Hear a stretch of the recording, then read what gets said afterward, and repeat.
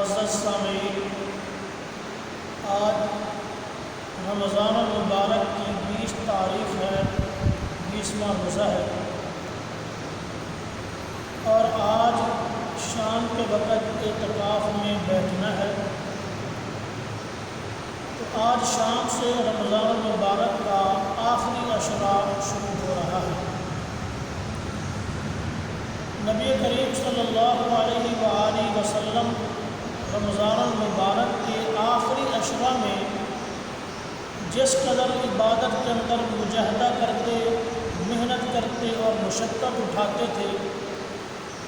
اتنا مجاہدہ، اتنی مشقت اور دنوں میں نہیں اٹھاتے تھے۔ حضرت عائشہ صدیقہ رضی اللہ تعالی عنہا سے روایت ہے کہ جب رمضان المبارک کا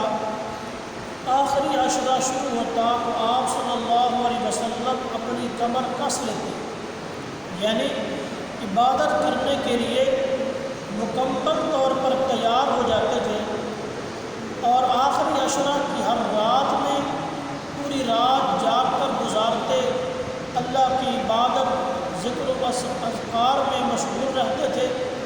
اور اپنی ازواج مطہرات کو اور دوسرے متعلقین کو بھی جگاتے تھے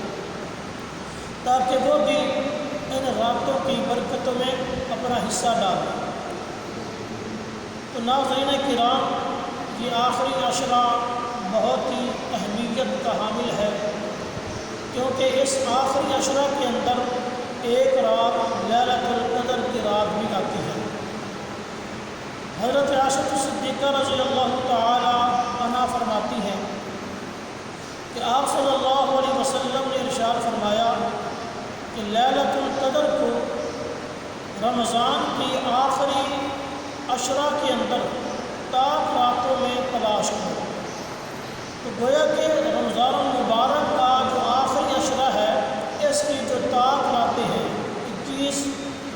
23، 25، 27 اور 29، ان 5 راتوں میں سے کوئی نہ کوئی رات لازماً لیلۃ القدر کی رات ہوتی ہے۔ تو لہٰذا ان 5 راتوں کو اگر جاگ کر گزار لیا جائے اور پوری رات اللہ کی عبادت کے اندر گزار لی جائے تو ہمیں یقیناً لیلۃ القدر کی رات نصیب ہو جائے گی۔ اور یہ لیلۃ القدر اس قدر عظیم رات ہے کہ قرآن مجید کے اندر اللہ رب العزت نے فرمایا لیلۃ القدر خیر من الف شہر، کہ لیلۃ القدر کی رات 1000 مہینوں کی عبادت سے افضل ہے۔ یعنی اس ایک رات کے